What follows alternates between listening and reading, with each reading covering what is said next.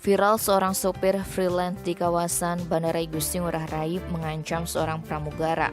Atas kejadian tersebut, korban melaporkan kepada pihak Angkasa Pura I yang kemudian diteruskan kepada Polres Bandara Ngurah Rai. Setelah dilakukan penyelidikan, pelaku berhasil diamankan, kemudian kasus tersebut berujung damai setelah dilakukan proses mediasi antara pelaku dan korban.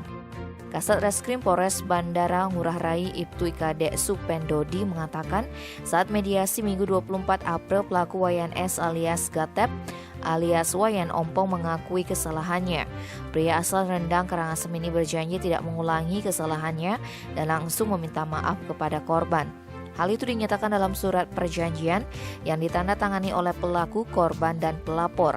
Seizin Kapolres Kawasan Bandara Igusti Ngurah Rai AKBP Ide Ayu Wikarniti, Ibtu Supendodi menerangkan korban atas nama SF, pekerjaan pramugara asal Pindrang, Sulawesi Selatan yang tinggal di Jalan Kendedes Kuta telah memaafkan pelaku dan tidak akan melanjutkan kasusnya ke proses berikutnya.